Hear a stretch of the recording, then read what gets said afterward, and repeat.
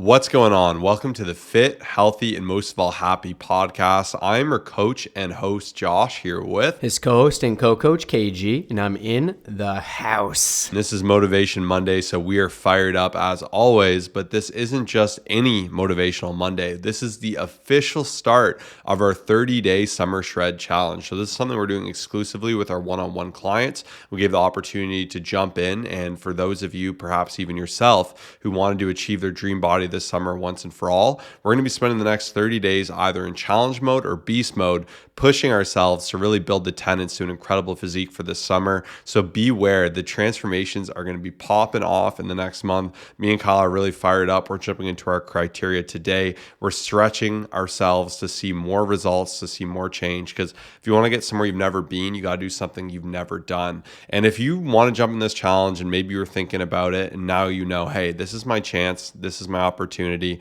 I don't want this opportunity to pass you by. So I'm going to give you one last chance to enter as long as you message me on Instagram with the keyword last chance at Colossus Fit, COLOSSUSFIT. And I'd love for you to shred with me and finally get the body of your dreams this summer because you deserve it. There's nothing better. No clothes you can buy, no fancy t-shirt or watch or whatever that'll make you feel better than just being fit, healthy, having a body you're proud of. And I want that to happen for you. And the best way to do that is with this challenge. And there's thousands of dollars of prizes. So once again, message me keyword last chance to make sure that you're able to enter. But this is Motivation Monday where I'm here to answer your questions. And we have some really fun questions today. So I'm going to go ahead and kick it off with our primary question. And that is, I'm tired of having this pouch in my stomach. I'm making a goal of getting rid of it once and for all by July 1st. What's the fastest way I can make this happen? And what I love about this question isn't just like, hey, I just want to lose stomach fat. It's like, I want to get it gone by this date. And I think this is a pretty realistic time frame. Obviously, I don't know how much fat there is to lose, but I love that there's a specific tangible time frame. Obviously, wanting to get rid of a pouch on the stomach. So what advice do you have, Kyle? Yeah, honestly, I'm going to say just go all in. That's my biggest and, my most important tip is just don't dip your foot in a little bit into the water, just jump into the water, right? Fully immerse yourself. I know it's a weird analogy there, but most people will just kind of go in 20%. They'll just do a little bit to get started. And then July 1st comes and then you say, oh, well, I had a vacation I went on and then there was work parties and then it was my birthday. And a lot of people just truly have excuses. And I've been guilty of this as well, right? It's you have to really 100% give it your all because there will always be things that pop up. And those are some examples that I listed. It could be, like I said, some different, special events outside, weather's going to be getting nicer. So you just have to really, really want it. And this is great because I love how you mentioned the pouch, right? Because you have to make it to the point, make it so it bothers you. And what I mean by this is someone who, let's just say, says, hey, I want to lose a little bit of weight, I want to feel better. That may not motivate them to say no to a lot of these special events and these food things. And, when it gets tough, it may not really push them because it's not a deep enough why. So I really encourage you when it comes down to figuring out what it is you want to accomplish, get deep with it. How is this going to make me feel? Why do I want to do this? The first most important step is becoming ultra clear on that, because on those days you don't feel like doing it, on those days where the scale fluctuates, you're presented with different opportunities that might push you off track. When you're super clear on that, it's going to help you out. And I know some people are thinking, well, this isn't a great, it's not a specific tip of what to do with your calories, but I do believe it's actually the most important thing, because if you get your mindset right before you start this and throughout the entire journey, it's going to hold you accountable. But simply put, if you keep a log of your calories every single day, I guess this time frame would be a couple months, right? We've got all of May, all of June, and then so it's basically 60 days, which is awesome. And you're super dialed in on that. You're in a calorie deficit, you're eating less and you're moving more. You will 100% be in a good spot. But the main thing I want to say is you have to be consistent with it, right? You can't be someone who does 5 days on, 2 days off. You can't be 1 week on, 1 week off. This is a shorter time frame, right? Even though for some people it may be longer. 60 days can go by very quickly. And if every single day you may count, you'll be in a completely different spot. So go all in, count your calories, start moving more, and just fully commit. I promise you'll be in a different spot in 60 days. Yeah, some great advice there. And I just want to say too that hope is not a strategy. If you have a pouch, there's a chance you're making some decisions or you have some behaviors that are really going to need to be unlearned, and you're going to really need to stress yourself to create some new behaviors. And even with this challenge, that's actually what we're trying to replicate for our clients. So we have criteria around alcohol restriction, we have criteria around hitting our protein and our calories, we have criteria around movement, and really just by getting the tenets of all of these things and removing those excess days or those attitudes where you're half in, half out, like Kyle said, instead where you can jump right in and see massive change. And one thing I love, my client Andrew said he had a goal where he didn't want to have any off days for the next like 60 days or whatever it was. And I love that because it's really easy to say, I'm going to have a perfect week. Like a week is such a small period of time or a perfect day. But when you set a scary goal like that and say, I'm going to just really dial in and be perfect for 60 days, and perhaps even I'm always hesitant as a coach in me to say, listen, if you do mess up, just know you can get back on track. It doesn't need to be that all or nothing. And that's where I find like 75 hard and whatnot fall short because there's no margin for error. It's like you fail, do it again. And then people can kind of hate that process. Or when they fail, they'll take a week to just go crazy and unload. But instead, though, if you can kind of say, hey, I'm not going to go into it knowing I'm not going to complete it. It's like if you were to sign up for a race, I'll probably give out like a third of the way. That's not going to be a good strategy. You're going to just lean into that. Or if you're like, I will finish this, there's no in between. It's either 0 or 100%. That is a good attitude to have in that sense. So the same with this. If you really want to battle that stomach fat, you're going to have that same mentality, that same seriousness, and that will require a lot of sacrifice. So I think that's one thing people don't talk about enough with dieting is there is some sacrifice to it. You have to pay for in the past where maybe you were eating too much, drinking too much, not taking care of yourself. And instead, you might need to be a little bit hungry at the end of the day to be in a deficit. You might have to say no to some of your favorite foods. You might have to prep more instead of going out to eat. These are some sacrifices you may need to take, but you need to hold this goal in high regard because if your day is perfect and you go over to someone's house and that favorite food of yours or whatever it is there, like they have a box of cookies, you're like, oh, crumble cookies are my favorite. You need that goal to be higher than you going and having that one cookie or those two cookies because those days are pulling you away from your goal. But if you want to achieve a massive goal in a short time frame, you need to attack it. And like I mean attack. You can't kind of want it and just start to make tiny little decisions. You need to be really hungry. I think you also need to be realistic if this is something that could be achieved because I would say usually like 2 pounds of fat on the upper end is like pretty realistic as someone who would want a tighter tummy in that case. And that would be about 16 pounds in that time. So not everyone would get off enough fat to actually see that change. Obviously, that'd be a big leap. For some people, maybe they only need 5-10 pounds off. So you need to kind of calculate tentatively where you're at. And obviously, this is something we do for our clients. And if you have any questions, we're always happy to aid where we can. But with stomach fat in particular, we've spoken to this before, just do crunches. You can't just start taking magic fat loss pills. It's not what's going to work. You need to actively lose fat. And the way you actively lose fat is by actively being in a deficit, training hard, burning calories, and improving your physique and composition. Like it really just does come down to that. So that would be my advice. Yeah, that was so well said. And I noticed even like Josh said, there are a lot of people, 16 pounds is amazing to lose, but there are a lot of people. And I really encourage you to also stretch your goals and like not be, I guess you could say short-minded. Like it is good. Like some people have a trip coming up. They want to like, get in a good spot for, backyard stuff and, maybe cottage stuff or whatever. But I think it is important to go that extra little bit because like Josh said, there may be some people that say it might be 30 pounds where like you'll really see the tightness within your stomach. So if you do that consistently for 90 plus days, and that's why even our coaching program is 90 days, because it's an amazing time to see like real big change. Like we've had some people do up to 30 pounds within that time frame, which is on the higher end, but it's like, it's crazy when you see it happen. But with this question, as you notice, a lot of the tips were surrounded around like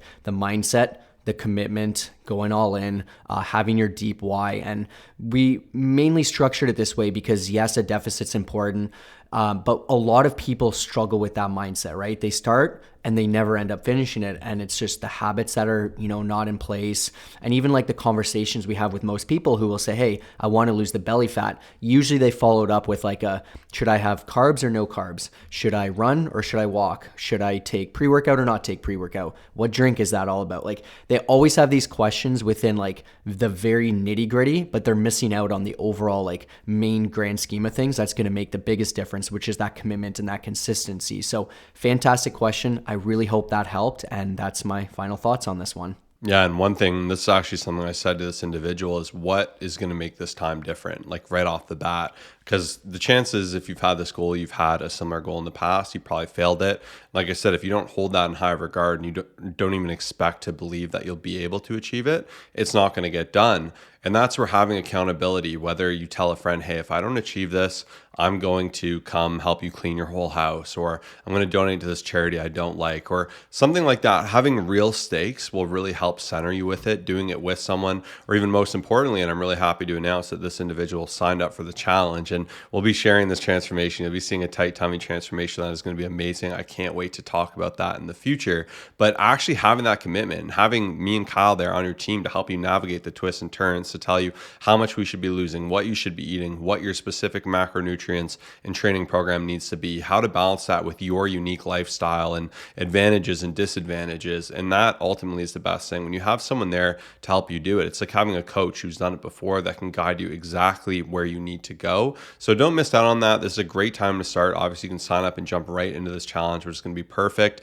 And if it makes you a little bit uncomfortable, you get a little bit of a pit in your stomach thinking about it, I would challenge you, don't let this opportunity pass you by. That means that you know you need this. Of course, it's scary taking that leap, but you deserve it. Everyone deserves to have a body they're proud of, to learn how to live fit, healthy, and happy just for the rest of their lives. And that is what's amazing. Even our accelerator, our 90-day accelerator, you'll learn the tools you need for the rest of your life to have success. So don't miss out. Hit us up once again today with with the keyword last chance to our Instagram at ColossusFit, COLOSSUSFIT. But now we're going to go ahead and jump into our quotes. What's your quote this week, Kyle? This week, my quote is, I have a rule: no complaining about a situation unless you're prepared to do something to make it better. If you see a problem and you don't come to the table with a potential solution, I don't want to hear your whining about how bad it is. By Arnold Schwarzenegger. And I'm laughing right now because Josh and I, right before this, we were making a joke of like who this quote is by. And there's so many times we'll see quotes where like I feel like people just toss their like name on it and we just like have no idea. And it's like, did they actually say it? But Arnold's a big one. Even like some of the, I think like Marcus Aurelius, there's some things I feel like where they just like have their name there and it's like we have no idea. But I really like this quote. And for me, the main thing I got out of it is like, it's very easy to complain about things, but typically unless you have an action step following up with it, it's pretty pointless. And, you know, we've been talking about complaining and mindset and everything in the last few episodes, but I just really like that, you know, in this quote specifically, it was just saying, hey, there's a problem that you're going to complain about, have that solution, like be prepared to fix it. And obviously I relate everything to the fitness journey. And you know, I think, and it comes down to it, so many people, you know, grab their, you know, pouch or belly. Like we've seen so many people do that and they just would complain. And then if you were to just say, hey, well, so like, what are we going to do about it? You kind of just like itch your head a little bit and like, oh, I've never really thought about that. Like there's, you know, they don't really have anything there. And, you know, it could be even just something that you dislike. It could be like your job. It could be like a relationship thing that's bothering you. Like, there's so many people I find in this world that are just constant complainers, but then it's just like that's their only thing is they just want to complain. They want to get it off their chest. And then you try to figure out an action step or something to, you know, make work moving forward. There's no thought involved. So that's something to think about. No complaining unless you're prepared to make it better or do something about it. Yeah, this is an awesome quote. I was actually talking about this very subject this morning. I was saying how I don't like even complaining or talking about something unless I can work towards finding a solution for it, and even just challenging yourself to rewire your brain to not just be a victim to something, but instead say, okay, so what am I going to do about it? What are those next steps? How can I take care and handle my own business? And the second you do that, you go to being in the driver's seat of your own life as opposed to just being a passenger and taking this route you don't want to take. So I think that is an excellent quote and definitely something we all should keep at the top of mind. My quote's quite simple, and the quote literally starts with, It's simple. Success comes from training harder, living better, and digging deeper than others. And I just think in general, the standards going down for how hard people are working. A lot of things are handed to us more than ever. It's easy to snap your fingers, press a button, get food delivered, get all this stuff taken care of. And like there's such a higher focus on recovery than there is actually just like old school training. And it's even funny today, Kyle mentioned one trainer, he trains his client like a little bit interesting in my opinion. Like I don't know if I would necessarily take the same approach, but they just do basically like super hardcore assisted constant reps. He just loads up a ton of weight, challenges them through it. But it's funny how that guy's changing. Like he's starting to look good. He's looking leaner. He's looking more muscular. Whereas like the really scientific, really like balancing everything out. They got the stick. They're working on their hip rotation, all these different things, which are important. Seeing those people change a little bit less. So I just think at its base, if you want to look good or you want to improve in something, like train hard, attack it, have an intensity towards it. Don't overthink it, like Kyle said as well. And when you really break it down too, like the simplicity of it, like I said, if you want to look amazing, I tell you to train insane in the gym, do what's actually going to help you grow, eat better food, eat really healthy, prioritize protein, and get lots of rest and recovery. And like that is ultimately what it comes down to. And the semantics of it can get a lot more complex, but when you just dig deep and you just do what's in front of you and you see change, that's how you get massive, massive results. And once again, that's what it comes down to. It's nothing ultra sexy past that. Obviously, there's tools and things that each individual may need, and there's a time and a place for was really scientific type based programs, but ultimately, and just the same, there can be a downside of just training insane with no context because you can hurt yourself as well. But so there's a fine line, but what I'm getting at is challenge yourself a little bit. Don't overthink it. Do what you know works and see that change. Yeah, like training to me, I just find it so easy to be soft these days where you just like put in the bare minimum, you know, have 5-minute rest, you talk to everyone. And I know it's different for everyone based off of their gym. I know some people are sitting there like, I go at 4 a.m., I don't see anyone. Like, cool, that's awesome for you. But, you know, even with phones, like even naturally, like you'll pick it up every second after each set and then spend a bit too much time on there. And I think my main tip here is just to be honest with yourself. And, you know, with ourselves and even our clients, we try to be as honest as possible with like our spreadsheet. So we keep track of our intensity, and that's just meant to have that honest conversation with yourself. And if I have to go and put a 6 out of 10 on a specific day, hey, I'm going to put it because maybe I was, you know, talking too much or whatever the case is, and it happens. But the next workout, I'm going to make sure that that doesn't happen again. But I think a lot of people, if they were to actually be honest and take a proper measurement of their intensity, it'd be like 6, 6, 6, 5, maybe a 9 here and there. And when you think about it, if there's other people who are doing 9s and 10s consistently and they're just on fire, that's such a big difference. That could be almost 50% when you compare someone who does a 6 out of 10 versus a 10 out of 10. So really one of the biggest challenges for this week is to ask yourself, am I training intensely? What could I be doing better? And then off to my quote here, instead of complaining about it and saying, oh, a million different factors, make that change. You know, that's going to make a really, really big difference. So I love that quote, and that was very well said. Yeah, and I guess as we jump into our thoughts, obviously really excited for the challenge. So I'm going to be really looking to just improve intensity in everything I do as well. So obviously some of the things I'll be doing for the beast mode version of this challenge are 10K steps, hitting my protein and calories every single day, crushing all my workouts, of course. And we're doing no drinking challenge as well, amongst a lot of other really fun things. So it's going to be doing those basics, really having mastery in those basics. And it's a great reminder to even as I'm doing this, say, okay, how can I go extra hard on abs? How can I spend some extra time tonight stretching or rehabbing my shoulder? And it's just fun when you're in a challenge because you kind of have that mentality of like, let's challenge myself. Let's take a step forward. So that's the main thing that's on my mind. The second thing I heard, and this is something I've been thinking a lot about lately that I just wanted to share, and this was from James Clear from his newsletter there, his Atomic Habits newsletter, whatever it was. But he had said, remember, if someone is acting like an idiot, you can just move on and let them be wrong. You do not have a personal obligation to correct people who are committed to being stupid. Sure, sometimes you need to attempt to get on the same page, and usually you can simply reclaim your time and move on to more productive ventures. So obviously it reads a little bit intense with the word stupid and whatnot, but even if you just change it to people that are being silly or people that are disagreeing with you or not seeing their light, and we love the road rage example we mentioned a few times on the show, but sometimes it's easy when someone cuts you off, you want to let them know and you want to prove to them that they cut you off for the wrong reason, or they went out of turn, or you want to teach them a lesson. But I've really learned more and more, like, it's not even worth it. You don't know the full context of it. You don't know if they're in a rush to do something, or if they actually don't know better, or they're just looking for a fight. And like, I've really learned you can't prove people like this wrong. Like, we've even had people comment on a bunch of our different medias, like things that are just inherently incorrect, that are very against any common sense, let alone a study. And like in the past, we've argued with people, and you just can't convince someone you're wrong. They say the only person who becomes the idiot when you're arguing with someone is the person trying to prove the other person wrong, right? So I just think it's a good reminder too, that if you can ignore the mundane, you can move on. And especially if you're someone like me who likes to try to like explain things to people logically and have them see it, sometimes it's not necessarily worth it. So I think the main things I could use here is if someone's like taking up too much space, or parks horribly, or a road rage incident, like any of these little things that don't actually matter, just challenging yourself to let it go and to focus on what's more important and more worth your time. Yeah, it's going to lead to a significantly happier life. I feel like some people wish they knew this earlier or tried to be better at it earlier. So it's something we're always working on as well. But one thing I want to mention is just the power of keeping track. And what I mean by this is there's a lot of people I will talk to, and specifically someone the other day who was saying they don't really eat much. And when I got into it, I was asking, like, what exactly do you eat? Like, how much of it? You know, if you were to track in MyFitnessPal, what would that look like?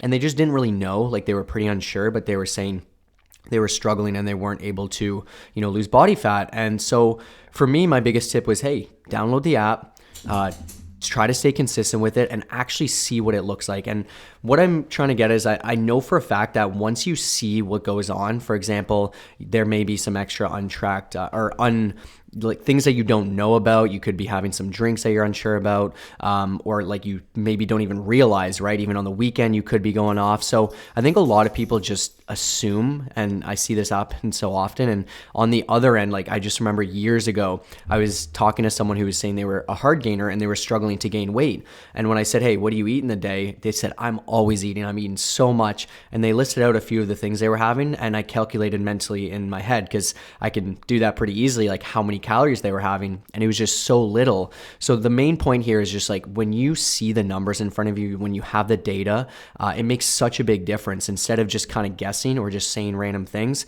it's very hard to make change and succeed when you are just kind of up in the air. So that's going to be one of my biggest tips for those of you, like even when it comes to lifting, you may be unsure of like how much you're actually lifting, what's your intensity, like how many reps do you have left in the tank? Like these things do matter. Obviously consistency is the most important thing, but as you start to become consistent and you want to get to the next level, this is what's going to help you a ton. So keep track of data. It makes such a big difference. Yeah, hard gainers is the funniest, because they'll say they eat the most and they've tried everything, but they'll never actually commit to logging consistently. And it just like, hard gaining is the simplest thing, because you just need to drive up calories and be like, I eat 3,500 calories, I don't gain.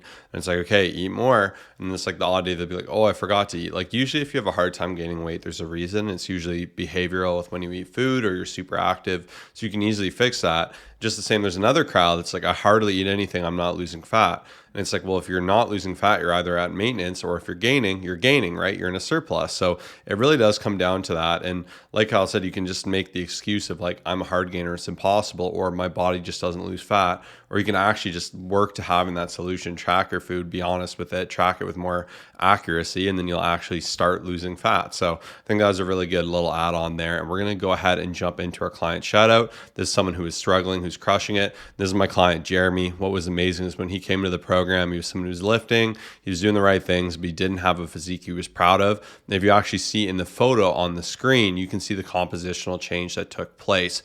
This really comes down to, like I said above, doing the basics well. So really just getting into the meat and potatoes of eating the right foods, not necessarily meat and potatoes, but eating the right foods, having the right macronutrients, being on a better routine that was made for him and his schedule. Obviously, he was extraordinarily busy with work, and he just really worked to tackle those excuses, find a way to really implement a routine that was realistic in his lifestyle, and just really cutting out all those excuses, as I had mentioned before. And that was the result. And it's been absolutely amazing seeing this transformation just continue to improve and continuing to see him get better and better. So once again, if you're looking to see change and you want to become the best version of yourself, don't miss out. Hit us up with that last chance on Instagram. Let me do the hard work for you. Let me get your dream summer body once and for all. But now we're going to jump into our second question out of the mailbag. And that is, what are some current gym and fitness trends that you hate? And this is actually a question I added here myself because I think it'll be kind of a fun reflection. I don't know if Kyle looked at it. I didn't really plan anything out, but it's very interesting seeing how much the gym has changed from when we started. And I think there's a lot of things that I love and there's a lot of things that I hate. So we haven't done this in a bit. I'm going to do my first one before Kyle steals it because I know I'll probably want to. But I'm really getting kind of tired of like incorrect footwear. And maybe it's just because I'm getting older. But I've noticed in particular, the younger crowd these days, which isn't the millennials anymore, it's the Gen Z. I notice a lot of flip-flops, a lot of Crocs, and I just don't understand it. Like if you drop, I know a lot of people that have dropped the dumbbell on their foot. That is messy. That is not a good situation. In general, you want good shoes where you can actually really brace off the floor, really have some balance. And I just don't understand the slides. I don't understand the Crocs and the pajamas and all this stuff. To me, it just seems like you're not even taking it that seriously and you're putting yourself in a worse position to train. I understand toe shoes more than I understand Crocs or flip-flops. So that's one thing I'm not a fan of just because I think you are missing out. And footwear in particular, it sounds so dorky, but there's so many advantages to it. Like even having a squat shoe, if you are a high bar squatter, it just naturally puts you in a better anatomic position to do an optimal squat. And that can prevent injury. That can help you build more muscle. That can actually help you build into a healthier squat pattern. Just the same flat shoes that have good grip can help you actually brace more. And if you're wearing the wrong shoes, you're going to be sliding to the end of your shoe. Your heel is going to be coming up. That can cause knee pain. That can cause other issues, like especially for leg-based movements. But even for things like when you're pushing against a machine with heavy rows, you don't want your shoe falling off, or if you're doing lunges, like I personally don't get it. I know in powerlifting, obviously socks are a thing. I don't really have an issue with socks. I know some people hate it, but I can understand that more than I can the slides or Crocs. So that's my first one. Yeah, like you're not there to be comfy. Like some people will go in and it looks like they rolled out of bed with their Ugg slipper shoes and stuff like that and their Crocs. It's like shoes have a purpose to stabilize you. Like they're such an incredible thing, and it's something a lot of people miss out on, right? Just by wearing these random things that make them feel comfortable. I'm not in the gym to be comfortable. I'm there to challenge myself and push myself. So that was a great point there. For me, it's really, I think, the obsession with quick fixes and just wanting things like so, I guess, quickly, right? Because obviously with us being in the industry, people know what we do. People have checked out our Instagram and YouTube, and it just seems like we get asked a lot of specific things within regards to like a drink that we might be having. Like if they see like a bottle, like a shaker bottle, they're like, what's in that? Like what's making you trade so hard? And it's like, no, it's like nothing, you know? So I think with that, it just is there's such a fascination with it, and it leads to a lot of people never seen change, asking a lot of silly questions. And when you see that next diet come out, that person will be already asking about it. They'll be talking about it. And it's just like kind of pretty frustrating, right? Because to me, it's just, you know, the basics, doing that consistently over and over again. I know the secret. I've helped over 4,500 people. So when you kind of just see so many people struggling because they're jumping from one thing to another and they're never sticking to something for a certain amount of time. And then obviously we're hearing about it, and similar to what I was saying before, like, you know, not complaining and then just not having an actual solution. That's not the way to do it. So I would say that's my biggest frustration, and I don't know what it is. It might be like Amazon, how when you order something, it's going to come within like the day, and people are just like so obsessed with like quick, and they think that when they press that button, it should be happening right away or overnight instead of like it actually taking a certain amount of time, like at least 90 days or sometimes even a year, depending on how much you have to lose or gain or whatever the case is. So that's going to be one of my biggest frustrations, personally speaking. Yeah, and then outside of that, like I don't know how much of like things I dislike about the gym are new, and even like Kyle said, there's always been like just nonsense out there, whether it's TikTok, whether it's a long form video. There's also a lot of good content, there's a lot of bad content, so it really is like kind of a mixed bag, I guess, in that regard. And past that, really, I do find people know etiquette better than ever because of social media, which is pretty cool. But I guess phones is kind of a tough one too, because more than ever I find people take longer on machines and they'll just be kind of scrolling when they're on a machine, and it's tough when there's a machine you specifically want. And I'm always torn on filming as well, because obviously I've made my base from filming in the gym, and I know perhaps not everyone loved that, especially early on. And I know that's really sometimes the only way to educate. And if the gym allows it, you're well within your rights. But even for us at our particular gym, there's like a group of 6 people and they just monopolize massive amounts of space, and they're all filming each other. And I don't know what for, what they're making, but it just like sometimes you're just like, oh, I just want to work out, man. Like I'm not trying to go through all this craziness, but I suppose it's kind of always been happening more or less. And like a lot of people get upset about the tripods, but I personally don't really care if someone's like filming in their corner and it's not a big deal. I mean, we even used to vlog in the gym and different stuff like that. So, and I think now more than ever, there's gyms that you can kind of tell are more filming friendly, and there's some that don't allow it at all, and you can completely dodge it from that. But overall, I do find it's been awesome just seeing the gym change and seeing, of course, trends come and go. But through and through, it seems like people are training smarter. They're embracing weightlifting more. They're doing a wider variety of movements than just like the basics, like leg press and lat pull down, like you would see back in the day.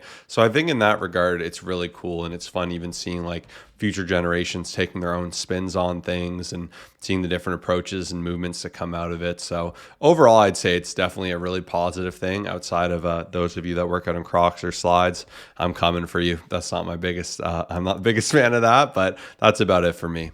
Yeah, I think even one other small thing is, and it's not something that necessarily bothers me, but it's something that I think a lot of people could do better with. It's the obsession with like classes and other types of exercise that's not exactly going to help produce results. And once again, this isn't something that I'm like, they shouldn't be doing it, but it's more so me thinking a lot of people could see better results from not feeling the need to just go on that cardio machine for an hour and think that that's what's going to change them, or like these classes that get you to really feel sweaty and like feel like you killed yourself. But then even afterwards, I know people who will just go stuff their face like with 1,000,000 calories because they feel so dead from it. So I think one thing where it's like knowing there's a lot of people feeling like they could do better, and a lot of it comes from these conversations, right, of us knowing how people are feeling. Those people who will be like, oh, I did a 6 a.m. class, and like you have a lot of friends there, that's awesome, like you are showing up, that's great, you're moving your body, awesome, like really good benefits from it. But they would do a lot better from having something that's customized to them, that is like strength training based, they're focused on intensity, they're not doing like a one size fits all thing. So I think more so for me, it's just like, hey, you can see better results from something a little bit different. So not something where I'm like, it's keeping me up at night, but I'm like, this person could probably see more change. And that's one thing that I think is a positive in a way that it's getting people to move and like actually go to the gym, but a negative where it's like people feel so fulfilled and they feel that they did a ton, but they maybe didn't move the needle on their journey as much as they think they did. So that's one other random small thing. All right. And then for our last question, it's a quick one, but a fun one. If you could only take 3 supplements, what would they be? I'm going to say creatine, 100%. I've taken it for 7+ years without missing. Take 5 grams daily. Never done a loading phase unless I was a beginner, which was like maybe 10 years ago. Protein, I'll have to say, because there's nothing better. In my opinion, I think it's good for a lot of people. I don't need it or take it because I have a lot of healthy whole foods and my protein's met through chicken and Greek yogurt and fish and all this other stuff. And then I will say pre-workout, honestly, I don't use it a ton, but I have found that having it as a backup if there's like a bad night of sleeping or I just like need that extra push, I find that it does give me that push where my intensity is up higher, and those will personally be my top 3. Yeah, killer top 3 for me. I would say creatine. I've had a lot of success with vitamin D, especially through the winter. I don't take it through the summer, but I have really enjoyed taking more vitamin D, and I have noticed a good change in that with being sick a little bit less, even though it's still sick a lot with kids in daycare, but I've noticed vitamin D has been good. And then lastly, I would say ashwagandha. I really have enjoyed that, and ashwagandha is really good for just kind of mellowing you out, boost a little bit of testosterone back there as well, which is cool. It doesn't do anything otherworldly, but I have noticed that I kind of just feel more zen, more chill, and it kind of takes the edge off in that regard. So those are 3 that I've enjoyed, but through and through, I didn't add protein to mine because I probably take a scoop of protein maybe once a month, believe it or not. I just don't do it. I've been really good at and really diligent from getting it through foods. If I am going to do it, and I guess it's effectively like a protein scoop, I'll do like a Quest chip here and there, which is effectively just baked protein powder. So that's been solid to me as well. But if I could only take the three, I think those are the three I would take, because outside of that, I don't really use pre. I take amino acids just because something tasty in the gym with my creatine, but I could do without it if really push came to shove. And I think what I really noticed from this question, and what you should too, is me and Kyle don't rely on supplements. They're supplemental to what we do. Creatine is the one scientifically proven thing. And I actually just saw recently there was another study done really debunking the whole balding theory. There is a thought that if you take creatine, you're going to bald. So that's been fully debunked now with a second study. There was already a study out breaking that down, but now we have a second one, which is amazing. So creatine has so many benefits for your skin, for your mental health, for your ability and your strength and your output, and maximizing ATP. So if there's one supplement you should buy, I would say it's creatine, but you need to be consistent, and no supplement will supplement the place of you training hard and eating right. Food is the best supplements ever. The better your diet is, the healthier you eat, eating the right food, getting good rest. I promise you that'll make way more of a difference than any supplement you could take. I guess caffeine should be in there theoretically, even though I don't supplement it. I usually have it in a coffee. But caffeine is another one that's very scientifically proven and very effective for alertness and performance, of course. But through and through, that's why we don't even really recommend many of our clients buy supplements, because we're overseeing a lot of the hard parts for them. And we'd love to do that for you, of course, with this challenge. I know I'm challenging you here, but I really want you to take part of this, because I truly believe there's no better time. By the end of this, it's going to be June, which is going to be so exciting. And in June, you're going to be fired up. You're going to be charged up, because you're going to be in a new body effectively. You're not going to recognize yourself. You're going to be beach body ready. And that's what I want for you. So once again, if you want to take advantage of that, DM us on Instagram with the keyword last chance to make sure you jump in for this challenge. But I want to thank you for tuning in today. It was great spending some time with you. I hope you have a fantastic day, and we'll see you on Thursday. Peace out.